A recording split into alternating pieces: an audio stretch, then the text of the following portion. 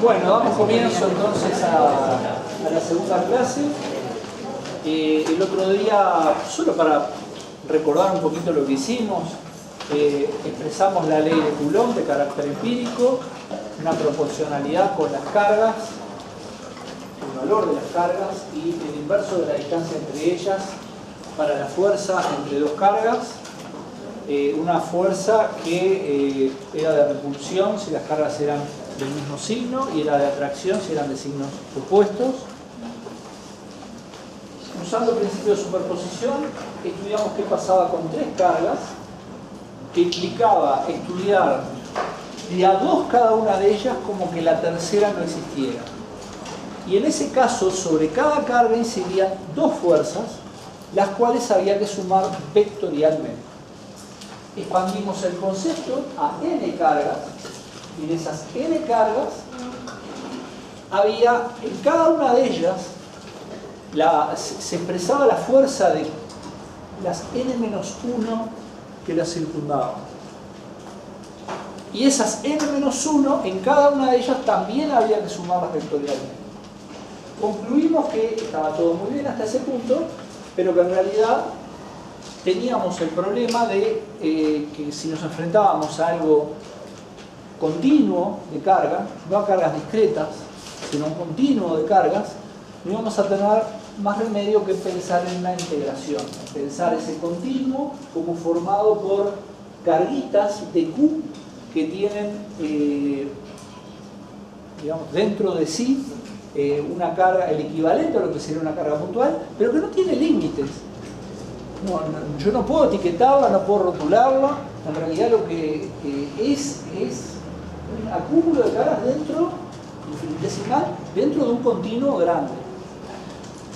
Vimos que igual podíamos encontrarle la vuelta, acá teníamos el problema de la suma vectorial, pensando en lo que es la integral, pero así todo nos dimos cuenta que aprovechando las simetrías de ciertos sistemas lo podíamos resolver. Y el que vimos la clase pasada, que es un clásico de esos sistemas que son muy importantes, fue la línea de carga. Este es otro clásico, el aro cargado, que en definitiva lo que estamos haciendo es tomando una línea de carga, la cortamos y la hacemos un aro. Ese aro, como vimos el otro día, era de radio R. Habíamos dicho que tuviera carga total Q y vamos a hallar cuánto valía sobre una carga puntual Q sub 0 ubicada a una distancia A. Las letras que usamos fueron esas, ¿verdad? En donde sabíamos que lambda, por definición, es densidad lineal de carga, que es dQ sobre dL, pero entonces si es densidad lineal de carga, va a ser la carga total sobre la longitud total. ¿Por qué? Porque está uniformemente distribuida esa carga. Así que Q mayúscula sobre 2πr es lambda. Y yo les decía el otro día que en realidad el dato podría ser este o podría ser este. Me da lo mismo. Me pueden dar la carga total, me pueden dar la densidad. En la línea de carga no me podía dar la carga total, porque la línea de carga es infinita. Y al ser infinita, yo no puedo encontrar una carga total, porque cualquier número que se me ocurra, si tomo el doble de la longitud, va a ser el doble de eso, que va a ser infinito. Bien. Y habíamos dejado este sistema plateado, y yo les dije que se me ocurría a mí poner el eje X por acá, y poner el eje Y por acá. En realidad tenemos el aro la mitad hacia adelante del pizarrón, la otra mitad hacia el fondo del pizarrón, y el eje Y con el eje X forman el plano del pizarrón.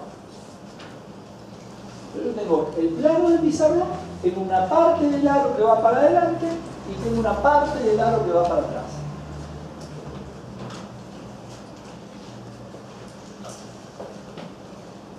En ese contexto, yo el otro día les propuse algo y les dije, ¿qué les parece si yo tomo mi dQ acá? DQ que habíamos visto, que era en realidad un DL con un ángulo suspendido al centro, usamos phi, y que el DL es igual a un arco, que es R de phi, que es el radio, que es único radio, pues un aro, por el ángulo que lo sostiene. Siempre el arco es así, es el radio por el ángulo que lo sostiene. De forma tal que en la circunferencia, ¿cuánto es el ángulo que lo sostiene? 2pi. 2πr es el arco, es el máximo arco, que es la circunferencia. Bien, entonces habíamos dicho que yo de todos los DL o de los DQ, el que iba a elegir era ese que está ahí. Y que ese, al igual que el que está abajo, opuesto, no tienen nada especial. Sí, entre sí forman un par de opuestos. Pero ese par de opuestos es igual que cualquier otro par de opuestos. Porque si yo me paro con una carga sobre el punto O, este punto es igual a este, es igual a este, es igual a este, es igual a este, es igual a este. No hay ninguna diferencia. Quien está en ese punto O, que es donde está la carga puntual, perdón, punto O, donde está la carga puntual, no. Quien está en el lugar de la carga puntual, arriba del punto O, en realidad lo que ve es que todos los puntos de la circunferencia son iguales a su percepción. ¿Por qué? Porque tiene simetría de revolución. Y habíamos dicho algo el otro día, que este vector R0, ¿qué cosa era? La generación de un cono, por lo tanto todo eso genera un cono. Así que el punto de arriba y el de abajo, elegir esos dos tiene como ventaja que en el dibujo lo vamos a entender mejor. No. Pero no es particular de nada. Es común y silvestre como todos los demás.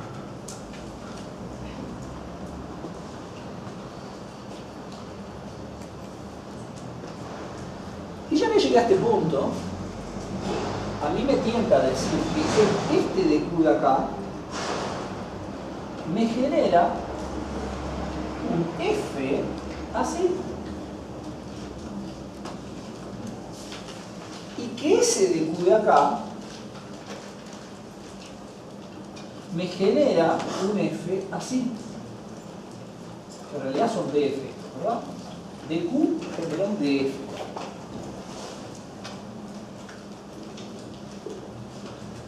Esos vectores azules DF, ¿qué forman? ¿Qué figura geométrica forman? También un cono. Y yo les pregunto, ¿y este ángulo, θ, es igual a este, opuesto por el vértice? Este es igual a este, opuesto por el vértice. Forman conos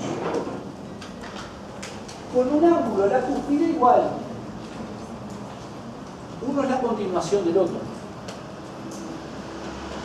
El de color rojo, en el mundo de lo real, de distancias, eso estamos hablando de metros.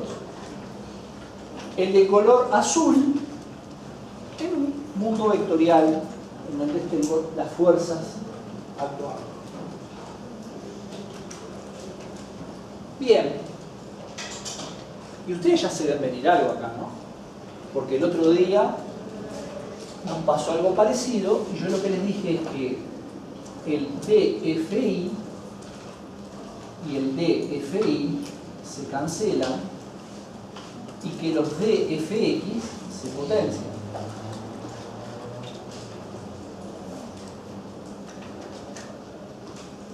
Con lo cual yo ya sé que no voy a tener DFI.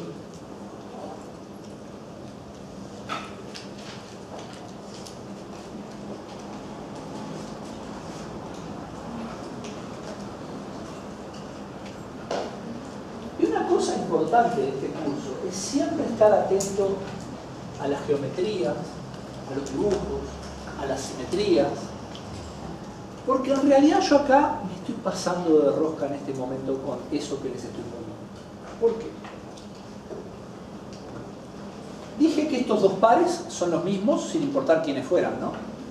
Bueno, ahora les propongo mirar los otros pares, los que están perpendiculares, o sea, el que está más hacia ustedes y el que está más hacia el fondo. ¿Esta componente va a ser Y? No. Solo en estos dos, esta componente es dFi. Para cualquier otro punto que yo vaya tomando, este dFi, que yo le llamé dFi, va a ir haciendo esto. Va a ir describiendo un círculo. El otro siempre va a quedar en X. Dicho de otra manera, este plano del pizarrón es válido y uno lo ve y lo estudia y demás. Si yo voy inclinando el plano del pizarrón y voy dejándolo que rote en torno del eje X, evidentemente este dFi en verde va acompañando al pizarrón y va formando un círculo. Entonces, mi mejor nomenclatura, más que dFi, es llamarle dF perpendicular, porque es perpendicular al eje X.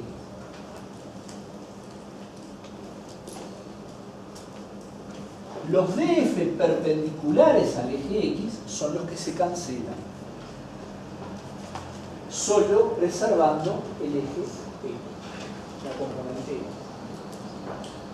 Porque dada una carga cualquiera, el BQ, por ejemplo el que está arriba del todo, siempre voy a encontrar su antípoda, el que está exactamente opuesto, que me cancela la componente perpendicular al eje X. ¿Se entendió todo eso? ¿Sí? Solo queda la componente X. Y yo ahora les hago una pregunta. Tengo un aro cargado positivo. Imaginemos que es este, y que la carga Q está acá, que es positiva, sobre el punto O. ¿Qué fuerza ustedes esperan que experimente esta carga de prueba? Hacia allá. Irse lo más lejos posible de donde está el aro. Y eso es en la dirección X. Pregunta por el absurdo. ¿Y se podría curvar? ¿Podría en vez de ir así, decir, bueno, yo, ¿saben qué? Me voy, pero me voy a inclinar un poquito? Hacer un ángulo. No tiene sentido, porque la carga Q, para la carga Q, todos estos de Q son iguales, están a la misma distancia y tienen la misma carga. Tiene sentido que se desvíe esto. Tiene que irse lo más lejos posible y eso es en la dirección perpendicular al plano del propio arco. ¿Se ve eso? ¿Sí? ¿Cómo no? Sí, perdón.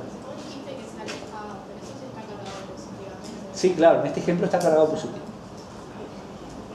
¿Lo ven todos eso? ¿Sí? Porque al fin de todo lo que hagamos, el sentido común también tiene que funcionar. Yo sé que hablar de cargas de repente no es lo mismo que cuando uno hablaba de un carrito sobre una vía o lo que fuera. Pero también el sentido común funciona. Si la carga puntual se enfrenta a este aro, lo que va a hacer es irse para allá y está bien. ¿Y por qué se va para allá? Porque todas las componentes que son perpendiculares a ese eje se cancelan 2 a 2. Y ahí resolví el tema de lo vectorial, que es lo que ustedes saben que a mí me preocupa. Entonces,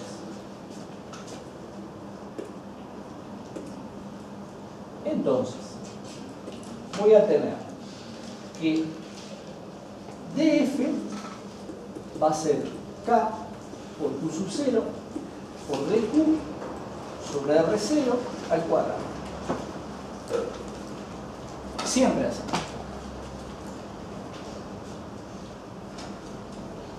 dF modo. Después tengo que dfx, que es lo que yo quiero, es df por coseno de tita. Vuelvo para atrás, Si este es el ángulo θ, el coseno, el que da el cateto adyacente, es el que me va a dar el x, la componente de x. Coseno de θ. Y coseno de θ, en este dibujo yo no lo puedo resolver, pero en este dibujo sí puedo resolverlo. Siempre voy al de las dimensiones de longitud, al espacio real. Les pregunto, ¿cuánto vale el coseno de θ? Cateto adyacente, ¿cuánto vale? Hipotenusa, RC. Entonces, lo que tengo es que el dfx va a ser igual acá por q sub 0 por dq sobre r0 al cuadrado por a sobre r0. Lo que nos queda ahora es tratar de ver cuánto vale este y cuánto vale este.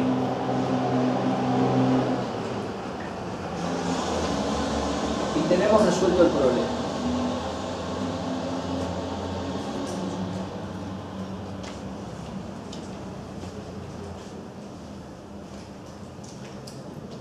Vamos por el de Q.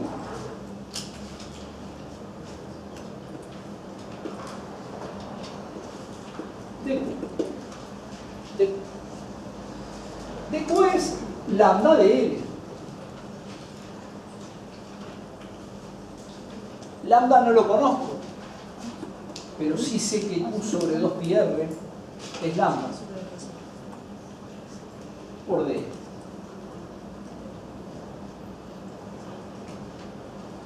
Y yo sé que el de L además es radio por arco.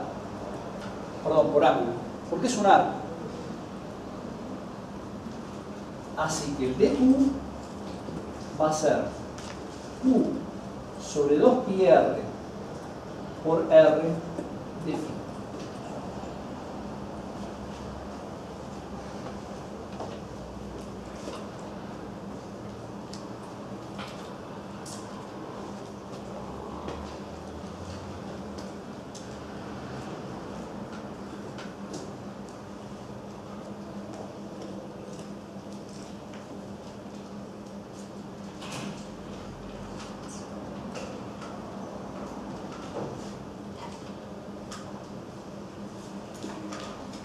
¿Hay otra manera de terminar esto? Sí, aunque a ustedes les parezca mentira, podríamos haber resuelto esto de esta manera. La carga total está en el ángulo 2π. El dq está en el ángulo de phi. Esto por esto dividido.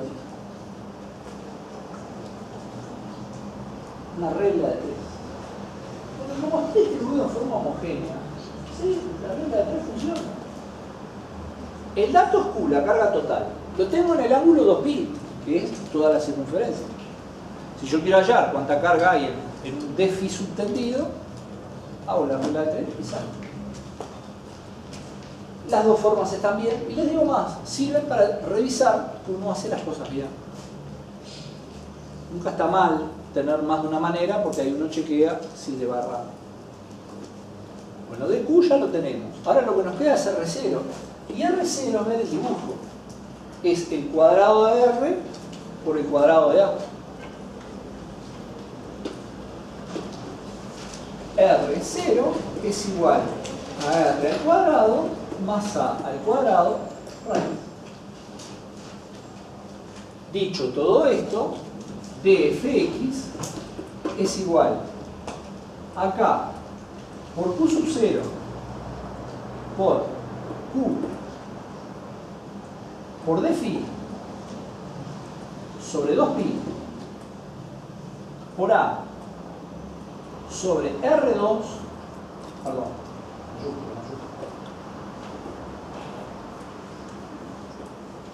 R2 más A al cuadrado a la 3.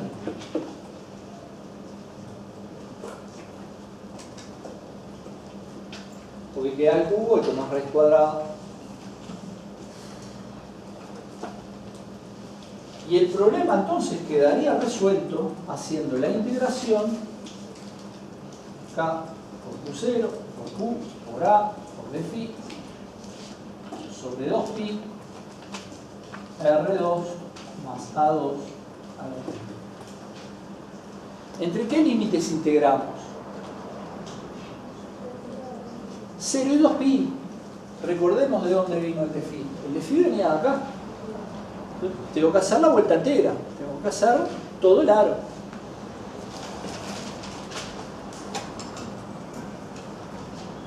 Bueno, esta integral complicada, yo se la voy a dejar para que ustedes la hagan durante el fin de semana. No me crean nada. Porque todo esto es constante respecto de ese ángulo de giro. Y sale para afuera de la integral. Nada cambia con d phi. Nada cambia. Es todo constante.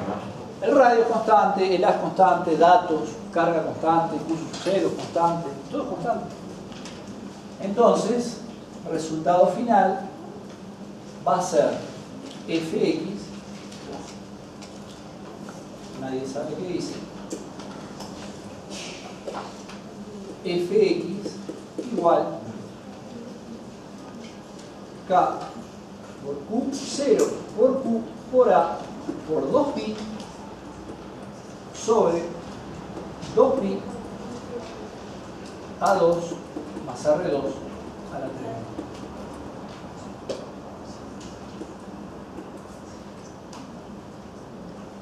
Pronto. Y es en la dirección X.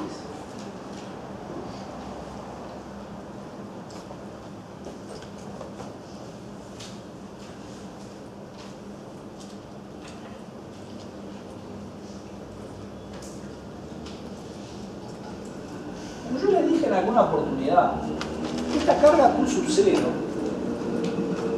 en realidad es una excusa, es una sonda, es como algo que nos permite entender bien las características de la distribución de carga. Pero el estelar es el aro cargado. Entonces, este A no es ni más ni menos que cambiable por una X. Por una X. Porque en definitiva esto nos sirve que sea un parámetro X. ¿Se entiende eso? ¿Sí? Entonces, si eso es una sonda, vamos a moverlo. Yo les pregunto a ustedes, ¿ustedes qué imaginan? Que si yo alejo la carga Q sub 0, ¿cómo va a ser la fuerza? Imagínense que el aro cargado está acá, yo tengo la carga Q sub 0 acá, y yo qué sé, llego acá al fondo del pizarrón, al fondo del salón. ¿Ustedes qué les parece que va a pasar con la fuerza? ¿Va a ser menor? Va a disminuir, ¿no? Y si yo lo acerco, va a aumentar, ¿no? Intuitivamente uno piensa. Bueno, les propongo el ejercicio de ponerlo la carga Q sub 0 exactamente en el punto O. Resulta que cuando lo pongo exactamente acá, este ejerce una fuerza para allá y su antípoda ejerce una fuerza para allá, que están todas en el plano y son iguales y opuestas. Se anulan 2 a 2. Fuerza total sobre la carga Q sub 0, ¿no? Sí. Entonces no es verdad que cuanto más lo acerco más fuerza hace y cuanto más lo alejo menos fuerza hace. No es verdad. Y en realidad yo tendría que ser capaz de decir cuánto vale el límite de fx cuando x tiende a 0 y cuánto vale el límite de fx cuando x tiende a infinito. Y si yo lo miro rápidamente, y vamos a hacerlo en el próximo pizarrón, límite de fx cuando x tiende a 0, yo tengo que es el límite cuando x tiende a 0 de k por q sub 0 por q por x sobre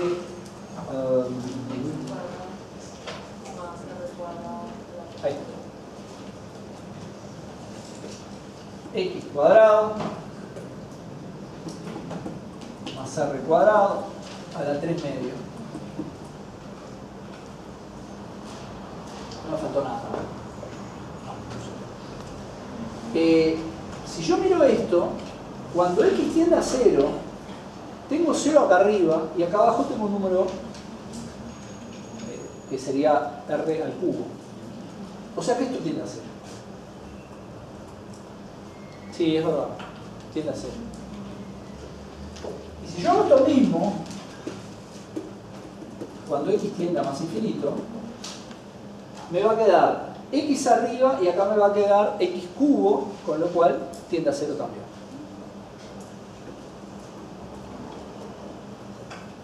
Por razones diferentes, tiende a 0 en los dos casos, lo cual está bien. Entonces yo grafico esto en función de x. Lo que voy a tener es algo así y algo así.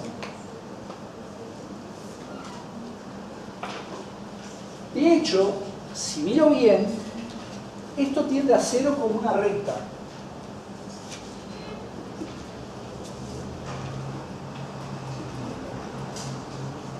Porque acá queda un número y tengo el x. Me acerco a 0, como si fuera una recta, que el resto es la pendiente. Entonces tendría que tener en algún punto un máximo. Es razonable que tenga un máximo. Y es razonable que ese máximo dependa del radio del aro. Un aro chiquito va a tener ese máximo más cerca, un aro más grande lo va a tener más lejos. Lo dejo para que ustedes lo hagan. Y no les voy a decir que el resultado va a ser R sobre raíz de 2. Ustedes no lo saben.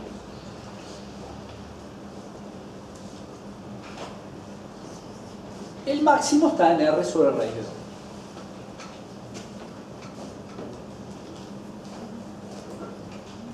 ¿Se entendió todo esto? ¿Sí? Este es el aro cargado.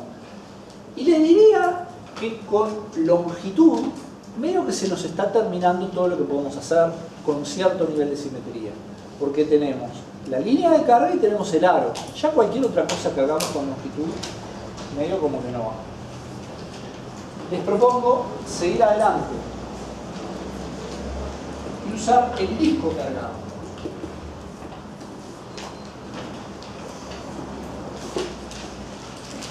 El disco no es ni más ni menos que prácticamente el mismo dibujo que hoy,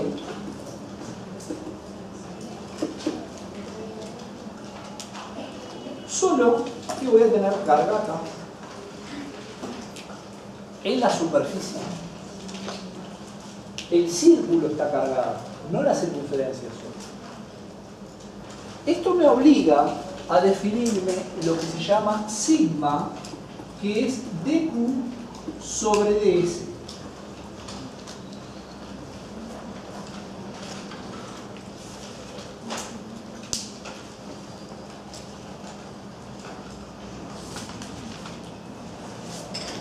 Lambda se usa para longitudinal, sigma se usa para superficie, densidad superficial de carga. Vamos a imaginar que en este caso sigma es uniforme. Podría no serlo, aviso, y vamos a hacer ejemplos en que no lo sea. Pero bueno, recién estamos empezando.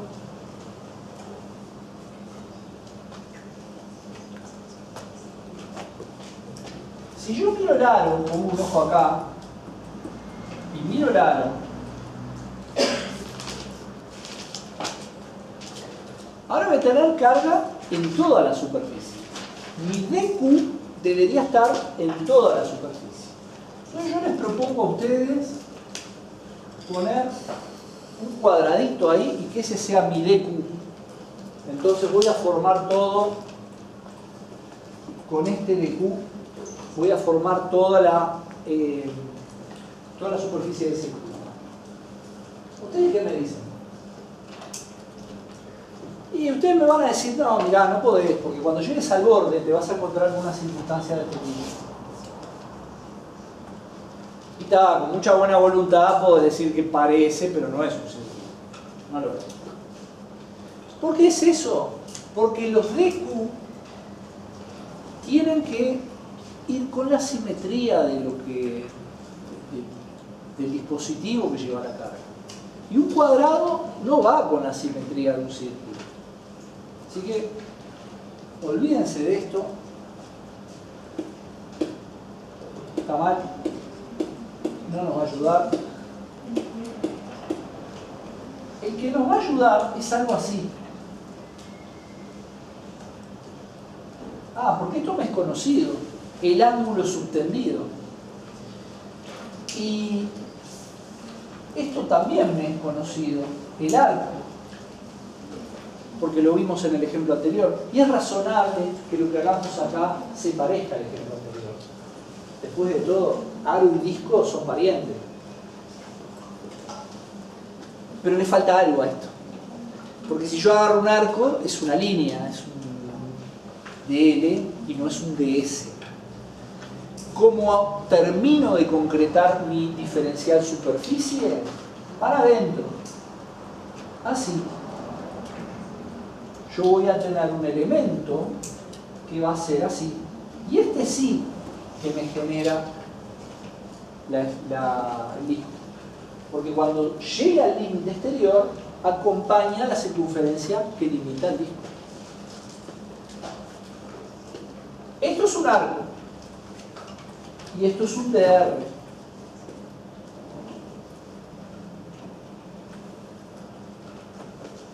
¿Por qué? Porque es radial. Porque acompaña el ángulo que se sostiene. Y es un DR, porque es infinitesimal. Entonces, mi DS va a ser arco por DR. Y el arco, yo ya lo sé hacer. Como vi antes, mi DS va a ser R de phi, que es el arco, por DR. Y ahí tengo definido mi elemento superficial. Estas clases iniciales son muy formativas, porque realmente esta es una asignatura en donde todo lo que tiene que ver con dibujos, simetría, geometría, entender las cosas, es clave. Entonces vamos paso a paso. Primero la línea. No era mucha ciencia, el DL era un segmento de la línea. Después fuimos al aro, y ahí un arco. Y ya es un poquito más complicado que el segmento, pero tampoco había mucho para elegir. Solo podía tomar elementos de longitud de una longitud. Acá sí estamos en condiciones de elegir, porque la superficie ofrece más grados de libertad, uno más, en donde capaz que elegimos mal. ¿Se entendió cómo es esto? Entonces yo le voy a tener que integrar este elemento violeta en R desde 0 hasta el límite, que es R mayúscula, y en d phi para que dé toda la vuelta, como dio hoy en el aro cargado. O sea, integro en la vuelta, como hicimos hoy, pero además en dr. Son los dos integrales que tengo que hacer. Bien. Bueno. Una vez visto esto, tenemos el aro, perdón, el disco, tenemos el eje X, tenemos el Q sub 0, el R,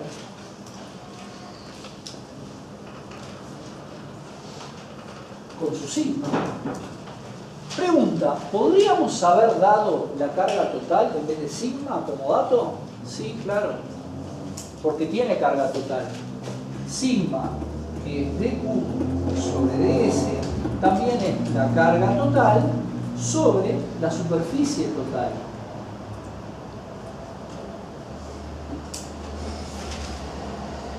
Que es pi r al cuadrado. Entonces, o el dato está acá, o el dato está acá. Vamos a elegir que el dato por hoy sea. Podrían habernos dado cualquiera de los dos. Perfecto, hasta acá vamos muy bien.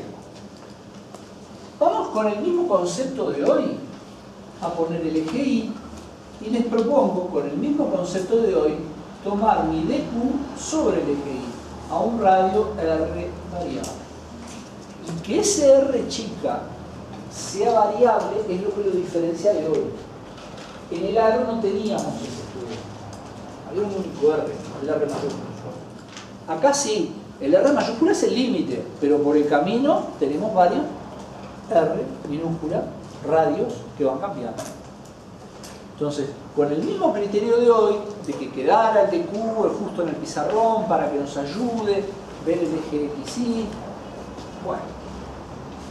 Pero, atento, esto cambia, no está a cualquier altura. Yo no puedo ponerlo exclusivo, o mejor dicho, está a cualquier altura. Yo no puedo ponerlo exclusivamente en el límite, porque el límite es un caso muy particular. Yo quiero hallar todo. Dicho todo esto, como hicimos hoy, esto genera un R sub 0, tal que voy a tener un DF, tal que voy a tener en las antípodas otro elemento de carga con su R0. Evidentemente, si están las antípodas es porque esta distancia también es R minúscula.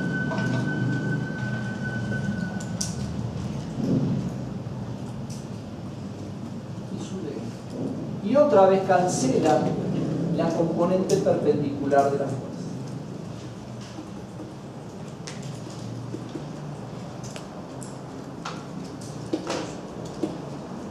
Y nos queda solo el DF. Solo. Esto es igual que hoy. Para cada DQ en el disco va a haber su opuesto, sus antípodas, que va a anular la componente perpendicular y solo va a quedar la componente NX. De vuelta, es lo mismo de hoy, ¿no? Si yo suelto una carga acá, esta probablemente se vaya para allá a fruto de la fuerza de repulsión que le otorga el otro. Entonces, bien, es razonable. Y en el resto no hay mucha diferencia. R0 va a ser la raíz de R cuadrado más, la distancia le llamamos A al cuadrado. La diferencia es que esto que hoy era un número, ahora no es un número, es una variable. El R0 se me complicó. No es que tenga la generatriz de un cono. Tengo infinitos conos en forma continua, uno concéntrico con el otro. Esos R0 forman algo bastante más complejo. Y por otro lado, entonces dq, que es sigma ds, es sigma r de phi de R.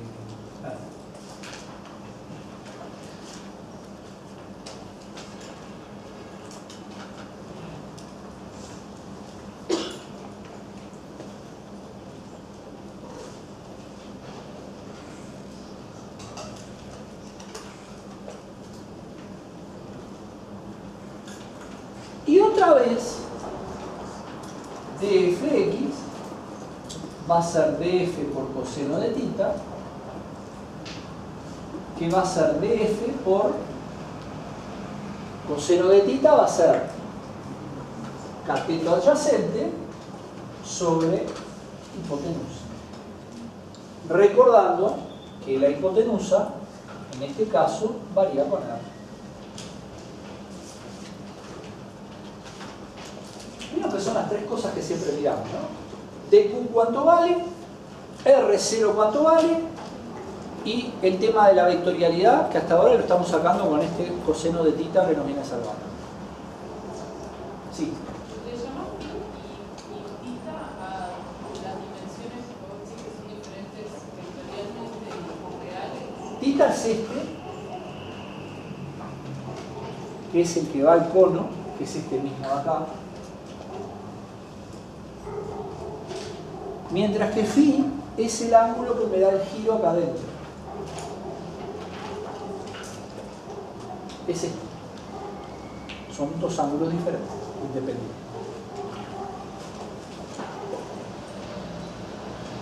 Bueno, las tres cosas que uno tiene que hallar para estos casos ya las tenemos. dq, R0 y el coseno de θ para sacarnos de arriba el problema de la vectorialidad.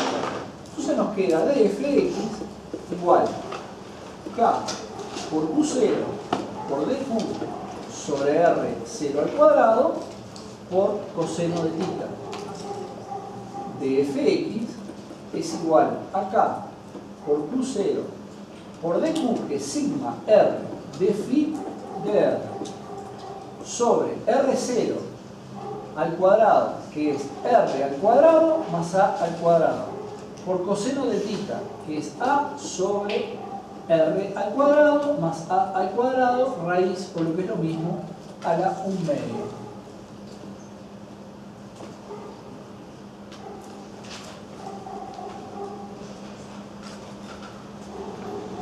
Así que fx va a ser igual a la integral doble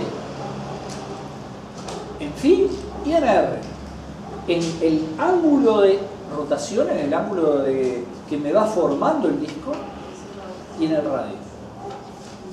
De k por q0 por sigma por a r de phi de r sobre r2 más a2 a la 3/2. ¿Entre qué límites integramos? R, 0 y r grande, y phi, 0 y 2pi, para que me dé el giro completo. En este caso tenemos una integral muy fácil, como hoy, en el tema del aro, porque lo del giro este es muy fácil, nada depende de ese ángulo de giro, y una que hay que trabajarla, que es la del radio. La radio hay que trabajarla, tenemos el R acá abajo, en fin. Yo le propongo hacer solo esta de acá por ahora. Y no es solo porque es más fácil. Fx va a ser integral entre 0 y r de k por q0 por 2pi por r de r por a sobre a2 más r2 a la 3/2. ¿Podemos ver un poco la anterior? Sí, claro.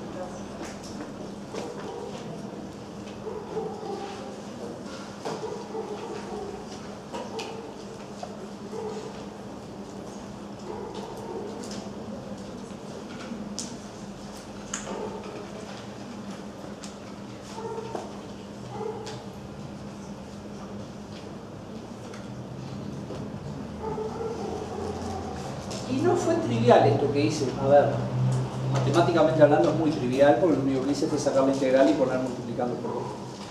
Pero yo lo rearreglé a propósito para que se note algo. Porque si yo miro esa integral trivial que doy la vuelta completa, ¿No falta sigma? sí, claro. ¿Y capaz que me viene faltando esa parte o no? No, bien. Esa integral trivial, yo agrupándolo bien, fíjense cómo lo dejé. Lo dejé así. Es más, lo dejé así. Cuando yo hago la integración esa, eso que está en rojo grande es 2πr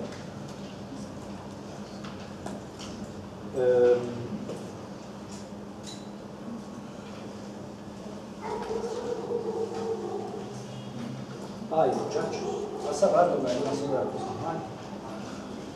Porque este es R chica.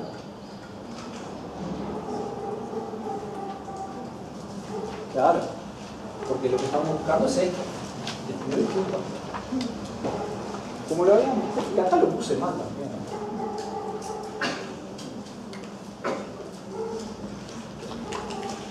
Como decía Lennon, nunca confíen en alguien mayor de 40 años.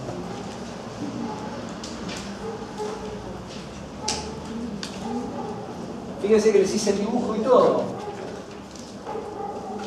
Y sí, no va hasta arriba del todo. Si va hasta arriba del todo, tengo el que está pegado al borde. Y lo dije varias veces y lo escribí todas las veces mal. Entonces, este es un R minúscula. Seguimos. Este es otro R minúscula. Seguimos. Este es otro R minúscula. Y este también. Y este también. Y como me iba a poner a explicar esto, ahí saltó, ¿sí, no? No saltaba. Tenemos el disco de radio R. ¿Qué es lo que quiere decir eso que está marcado en rojo? Que este anillito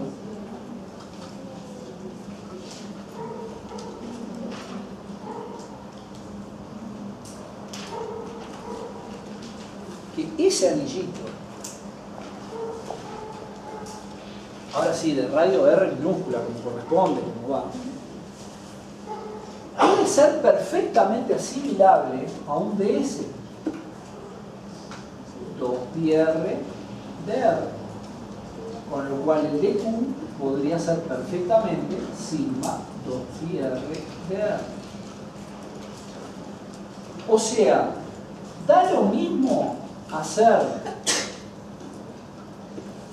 lo que hicimos con el segmentito este que les mostré, subtendido radialmente, hacerlo con un anillo. Sí, los hechos me lo demostraron, porque cuando termino haciendo la segunda integral, la primera en realidad, me queda ese anillo. ¿Y este anillo es infinitesimal? Sí, porque este de R es infinitesimal. Sí, claro.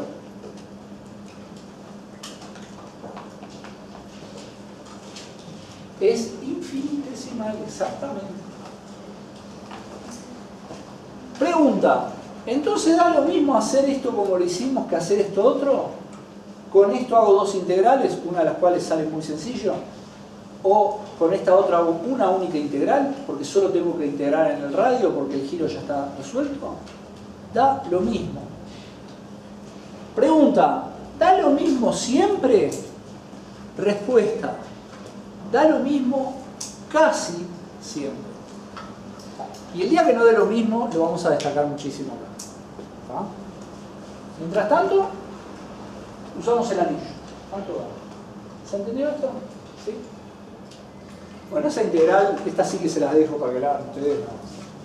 Lo que importa más que el resultado en este caso es el proceso de cómo entender todo. Y entenderlo bien, no llegar a mi altura y poner con R mayúscula todo lo demás. ¿Está?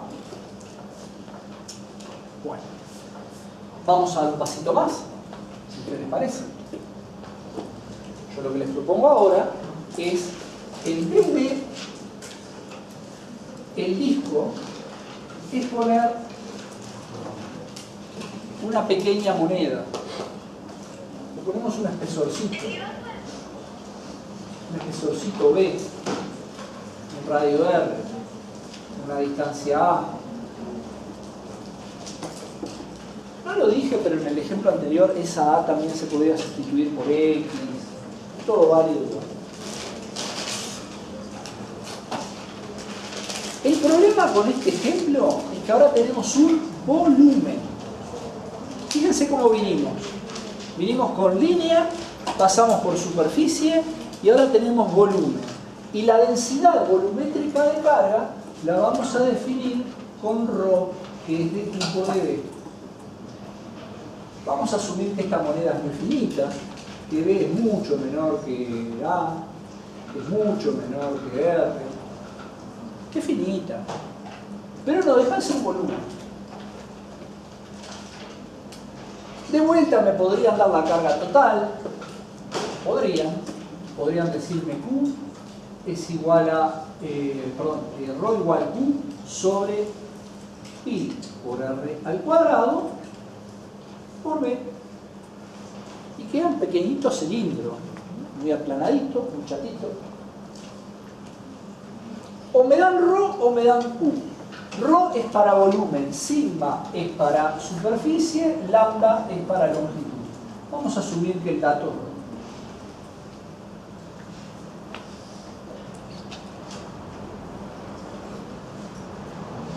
No vamos a repetir conceptos de F perpendicular. Ya vemos que va a ser todo igual eso, no cambia nada.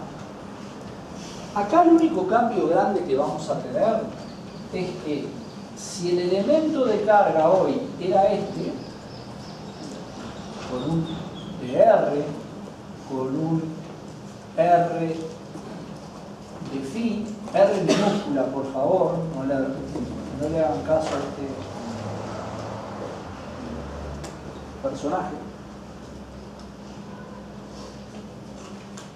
Si esto era lo que hoy hacíamos, ahora lo único que nos queda por hacer es ponerle la tercera dimensión, que es darle un pequeño espesor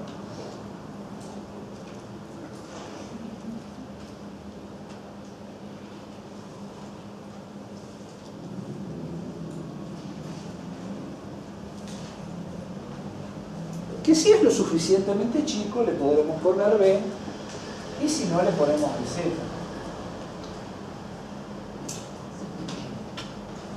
De Z no de X.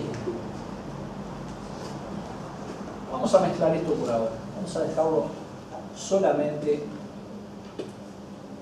con el blanco.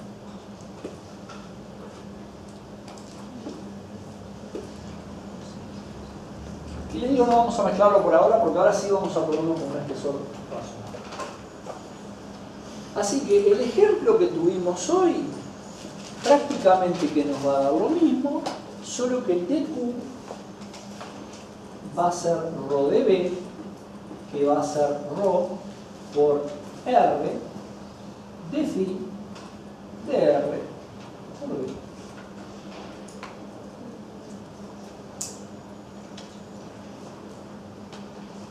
Se formó una especie de ladrillito que va a acompañar la simetría del sistema, por lo cual es un muy buen elemento infinitesimal de cargas.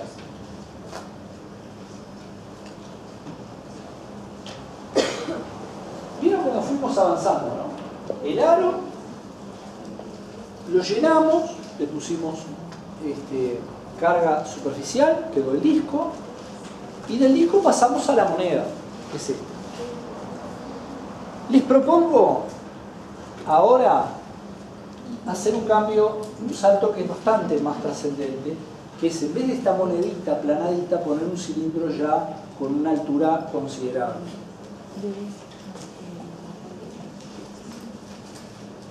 Lo que les propongo es esto.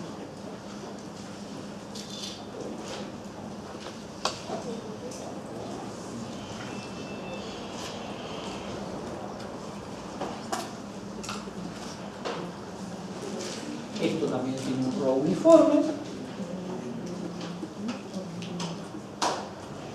La carga está distribuida en todo ese cilindro. Esto tiene un radio R. Y yo voy a tomarme un elemento infinitesimal acá. Vamos a imaginar que el origen del I está acá, en este cero. Y voy a tomarme una carga por acá. Que bien dibujado sería algo así. No, bien dibujado no. Tratando de hacerlo un poquito mejor.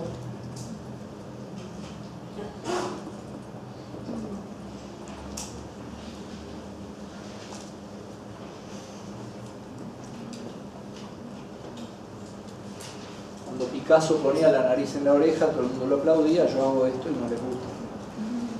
Es lo que puedo. ¿Está? Entonces, esto es YR, esto es R de phi, hasta acá no hay novedades, me cuidé bastante poner R minúscula, que es lo que corresponde, para no darle de vuelta como hoy, y esto va a ser un dx.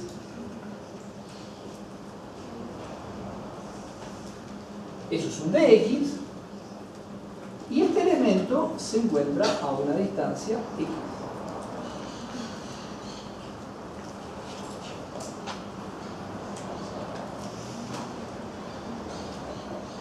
Y acá vamos al punto más clave donde ustedes se pueden entreverar. Vieron que yo estuve hablando de la distancia de la carga de prueba como A. Y les dije, ¿lo podemos pasar como A o como X? Tanto da. Imagínense que yo ahora no le quiero llamar A. Y quiero usarlo efectivamente como un parámetro que es, como una variable, y a esto le llamo X. Yo quiero ver el resultado que es en función de X. Porque yo cuando muevo la sonda, que es esa carga de prueba, esa sonda va a tener coordenadas X. Creo que el pizarrón es evidente y habla por sí mismo de dónde nos podemos llegar a equivocar. Hay dos X en este ejercicio. Uno es la posición de este Q sub 0 respecto del centro del cilindro de carga. Y otra es la posición de estos elementos infinitesimales de carga respecto de ese mismo origen. Cuando pasan estas cosas, que es muy de los cilindros, a uno le llamamos X'.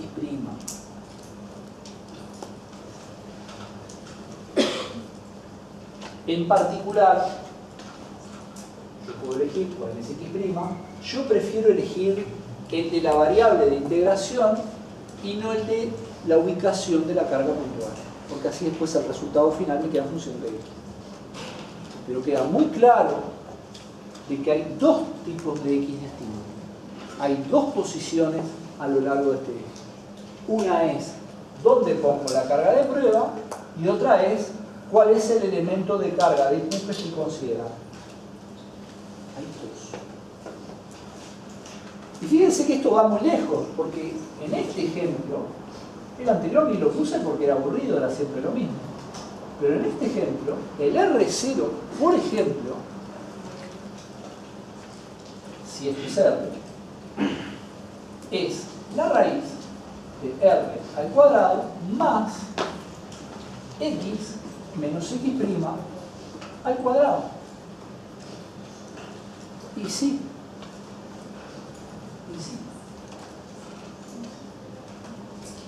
Nada menos que la diferencia de las dos coordenadas X.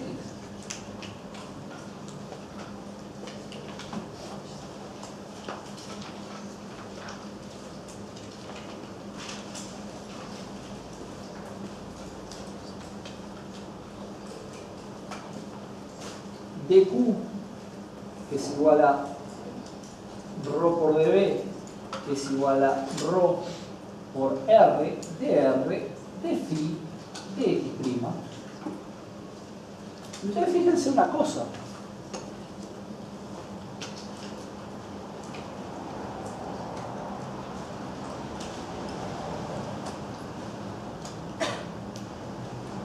Que en este pizarrón ya tenemos dos de las tres cosas que precisamos. Lo otro es, como siempre, el dfx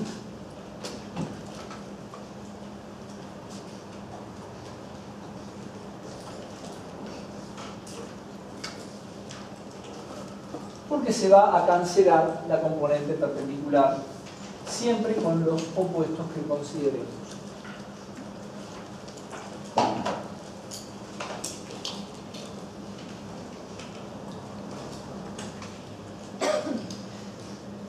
Y entonces queda, y este lo voy a dejar expresado largo, pero...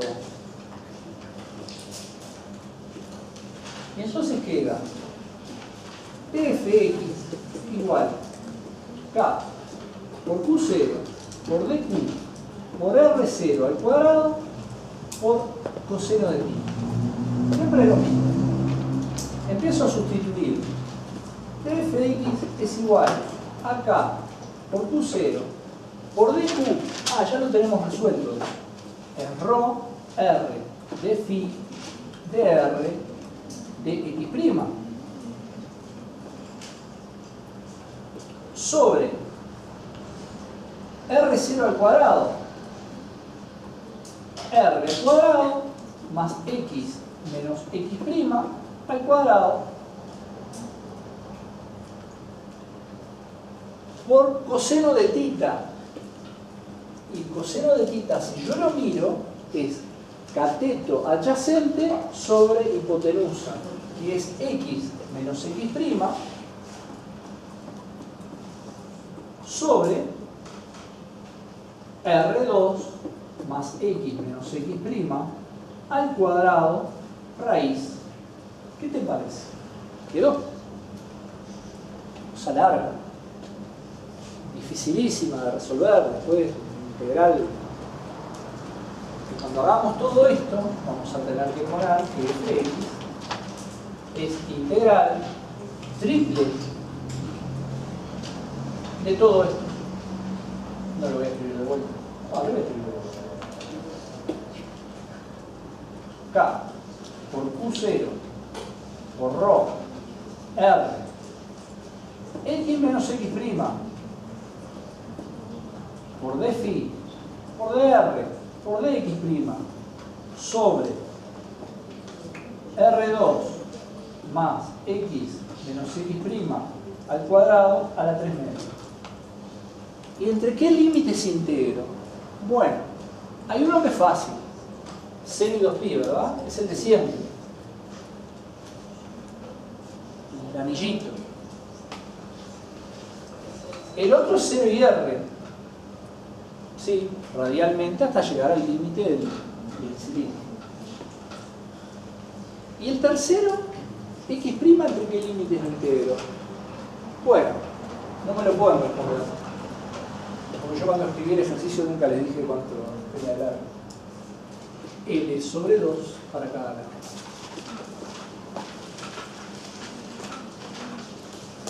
Entre menos L sobre 2 y L sobre 2.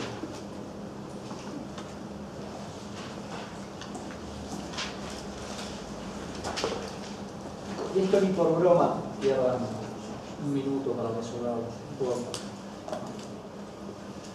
Es para entenderlo. ¿Se entendió todo esto? ¿Sí? Bueno, fíjense cómo avanzamos. La línea de carga, el aro cargado, el disco, la moneda, el cilindro. Bien. Parece que como que todo va cerrando para poder decir que más o menos manejamos toda esta situación y que tenemos una herramienta muy adecuada para poder resolver casi que cualquier cosa. Entonces, a ver, si yo sigo pensando en función de algo de altísima simetría, ¿qué objetos geométricos se les ocurre a ustedes que puede tener altísima simetría? Una esfera, ¿no? Vamos al cascarón esférico.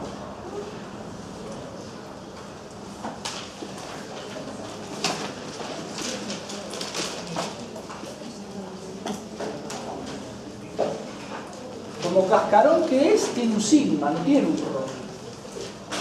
Como cascarón que es superficial, adentro no hay nada. Vamos a asumir que sigma no dato, Q es dato.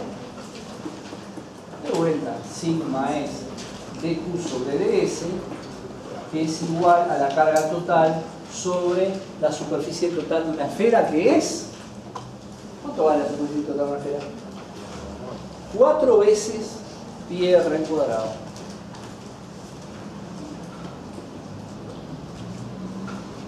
Estas de esas que hay que saberlas bien y no rápido. La superficie de una esfera es 4pi por el radio al cuadrado. Y acá el dato, bueno, esto que tiene aparente muy buena simetría, Sin embargo, les tengo una mala noticia. No la tiene. ¿Y saben por qué no la tiene? Porque la sonda cambia todo. Porque cuando yo pongo la carga de prueba acá, ya es una esfera y una carga de prueba externa que afecta todo.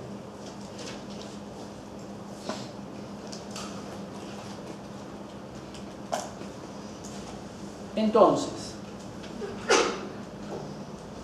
para poder ver, y créanme que no lo voy a hacer,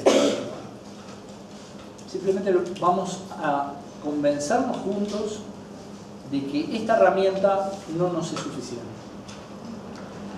Para poder ver los elementos de carga, elementos diferenciales de carga de una esfera, yo tengo que, en forma sabia, siempre se hizo así, pensar en el globo terráqueo.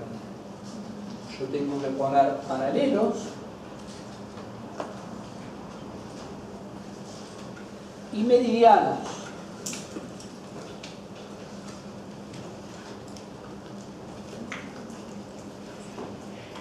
Visto sin perspectiva ninguna, yo ahí traté de dar un poquito de perspectiva, visto sin perspectiva ninguna, yo lo que voy a tener es los paralelos y los meridianos.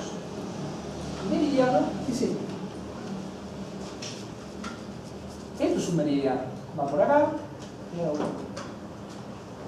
hace este tipo de cosas.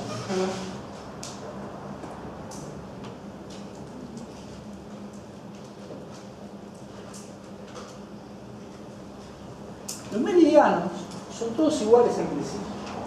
Los paralelos no. Cuanto más cerca al polo, son más chicos. Cuanto más en el ecuador, son más grandes. Los meridianos son arco de esfera. Con lo cual, si yo quiero saber, y vamos a tratar de poner esto bien en grande, con los mismos colores, para que se entienda de lo que estamos hablando. Esto que está en color rojo, que es meridiano, es arco de esfera. O sea que es el radio de la esfera por un ángulo suspendido. Un ángulo que va a ir algo así.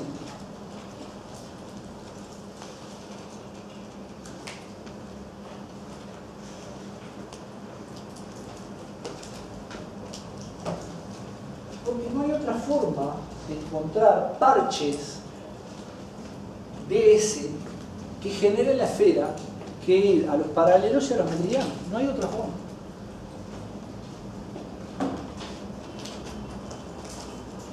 Y los paralelos son arcos de circunferencia. Arcos de circunferencia que están dados por, a ver si busco el color, por este radio.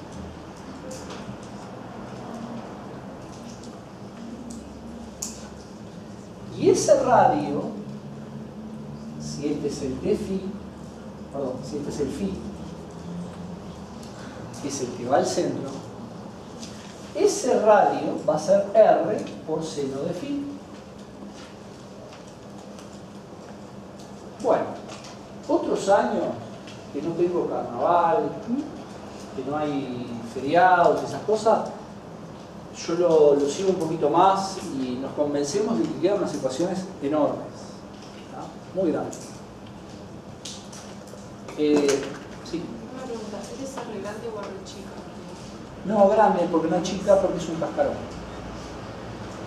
Hoy quiero dejarlo por acá, de perder minutos que no nos sobran. Pero quedan realmente ecuaciones muy largas. Y lo más curioso del caso, están en cualquier libro, están en Mackenzie, están en Mackenzie sobre todo. Y lo más curioso del caso es que una vez que terminé de resolverlo, llego a que la fuerza es K por Q sub 0 por Q sobre no les dije la distancia, a al cuadrado para a mayor que r,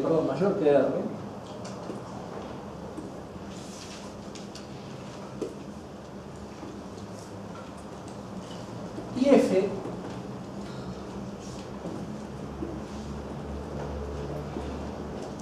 vale 0 para a menor que r, siendo a esta distancia que al final nunca utilizamos.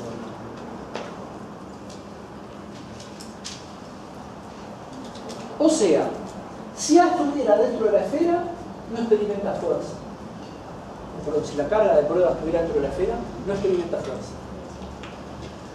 Si está afuera de la esfera, experimenta esta fuerza. Y les pregunto a ustedes, ¿qué les llama la atención de esa ecuación, de ese resultado final?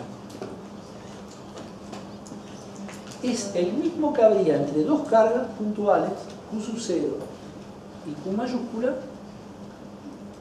Por lo tanto,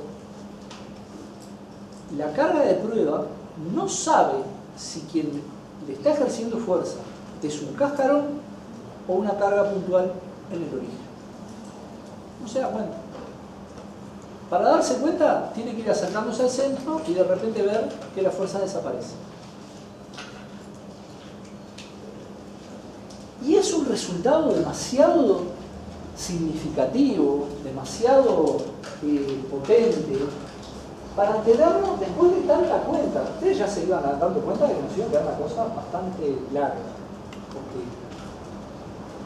para un resultado tan potente como este, nos queda la idea de que en realidad hay que tratar de buscar herramientas más versátiles, más ágiles. Y por suerte las tenemos. Y yo en vez de perder 15 minutos siguiendo adelante con este ejemplo que está en el libro, yo les quiero presentar hoy esa herramienta más potente, que se llama la ley de Gauss.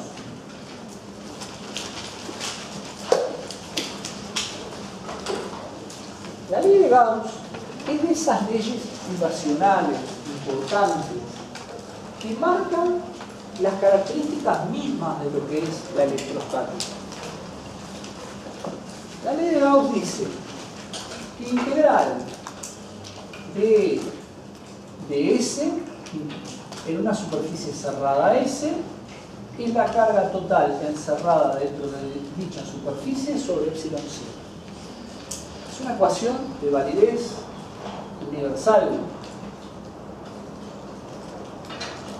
Esto sí que es una gran ecuación.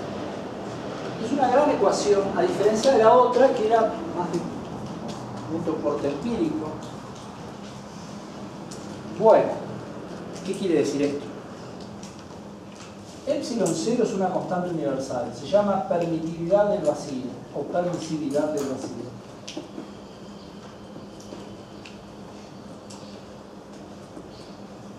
Vale 8,85 por 10 a la menos 12. Menos 12. No menos 2, menos 12. Coulomb cuadrado, Newton metro cuadrado.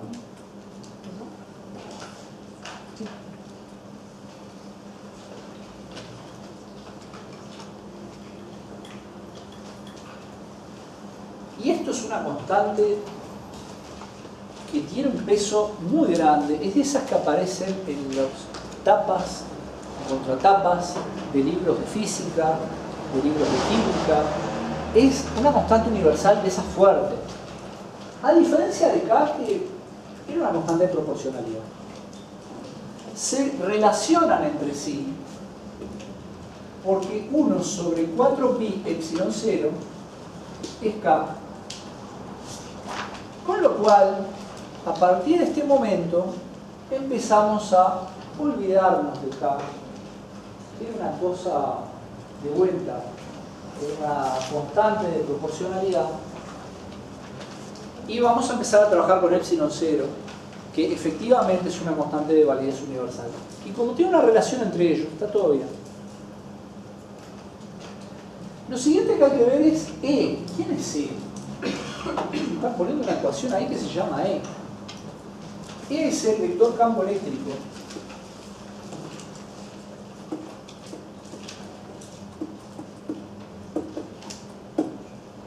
ecuación es F igual Q por E. ¿Qué es Q? Y por ejemplo podría ser Q sub 0. Vamos a poner sub 0 acá para que nos sirva de referencia. Pero en realidad es Q por E.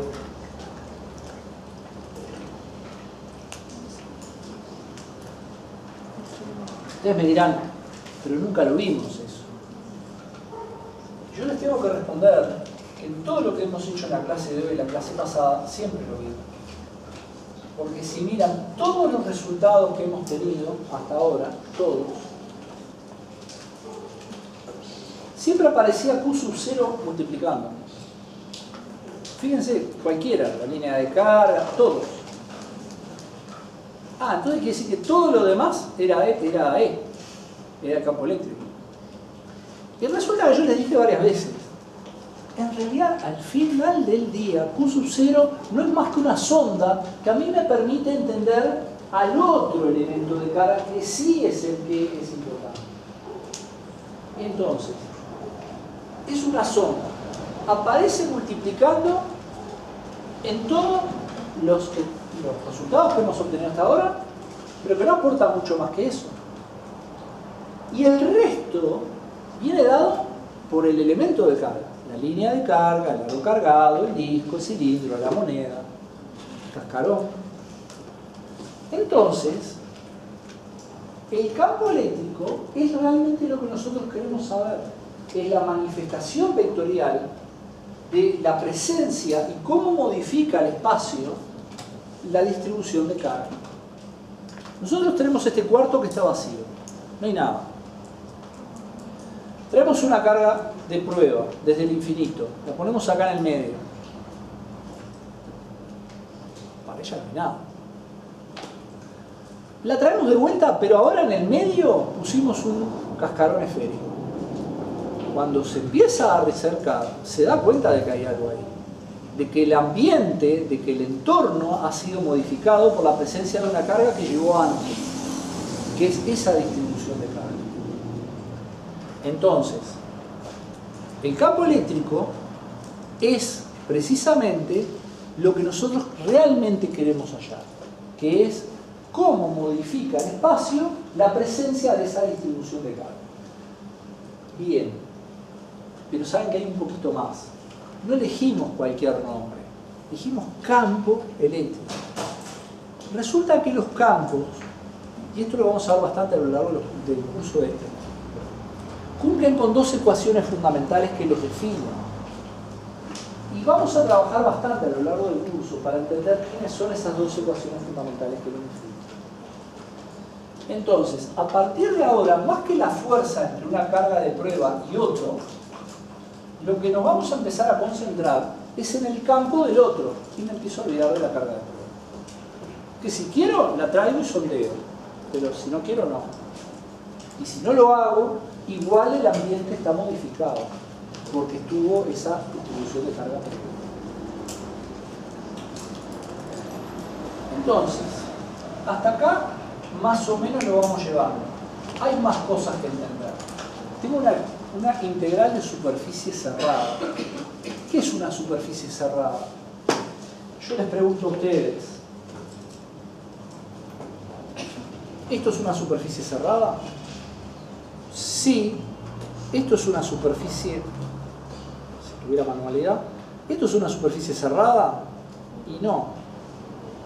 Lo destapé. La definición de superficie cerrada es que para pasar del interior al exterior tengo que atravesarlo. Siempre. Si yo puedo pasar por un costadito, por una rendija, ya no es cerrada. Si yo tengo, por ejemplo, una superficie con forma de medio mundo, donde se pescan pescados y demás, yo puedo perfectamente decir, esta es la superficie, todo bien, pero yo para ir de adentro hacia afuera puedo hacer esto. Salgo, doy la vuelta y vengo por aquí. Y nunca atravesé la superficie. Tiene que ser cerrada. Una pelota de fútbol es una superficie cerrada, un globo, en fin. ¿Ah? La superficie esta S es cerrada y se llama gaussiana.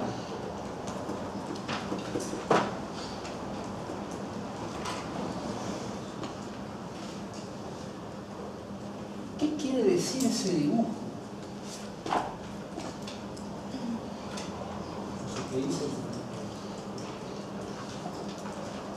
¿Qué quiere decir ese dibujo?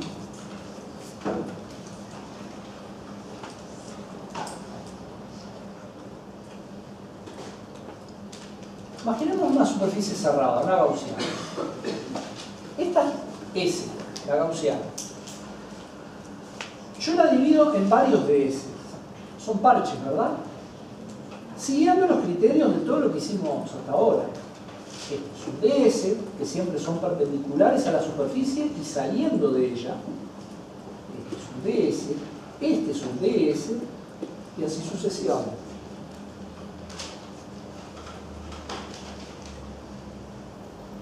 Definición: perpendicular a la superficie y saliendo de ella. ¿Qué es perpendicular? Perpendicular, perpendicular, perpendicular, perpendicular. Imaginemos que está en la zona de un campo eléctrico que pasa por acá. Eso quiere decir que ese campo eléctrico, por ejemplo, en este parche hace esto, en este parche hace esto, en este parche hace esto, y así sucesivamente. Parche a parche. Agarro un parche cualquiera, tengo mi DS, que es perpendicular a la superficie, tengo el campo eléctrico, entre los dos forman un ángulo del mismo color, un ángulo θ, y yo voy a tener que E producto escalar ds es por definición E por ds por coseno de θ. Y ahí va a depender de la orientación relativa de la superficie y el campo. Ese ángulo va a jugar un papel.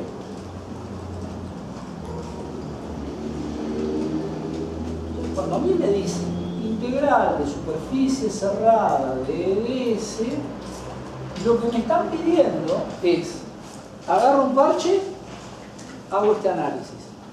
Agarro el vecino, hago este análisis. Agarro el otro, hago este análisis. Agarro el otro, y agarro toda la superficie de S, y hago el mismo análisis. Parece complejo, pero ahora lo vamos a entender bien.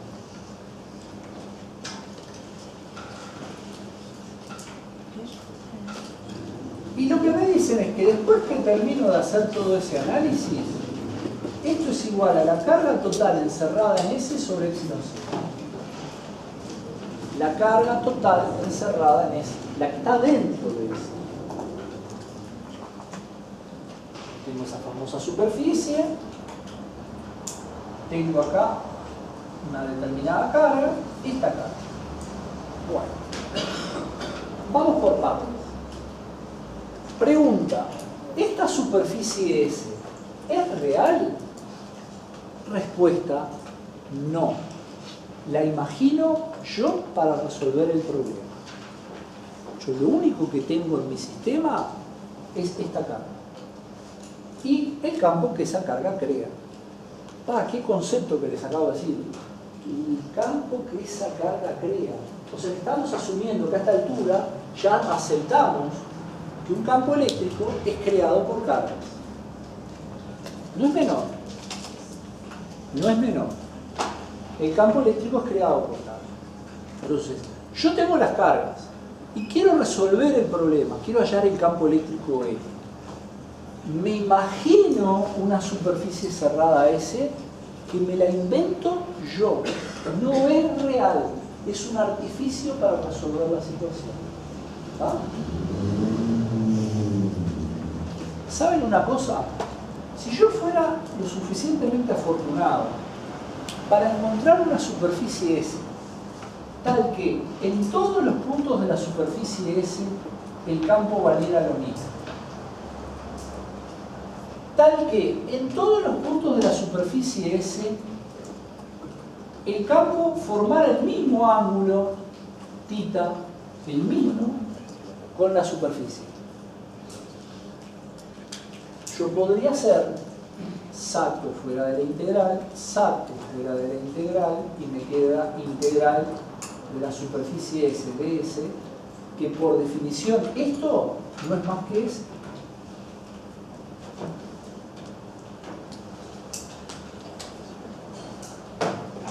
Y ahí está el tema.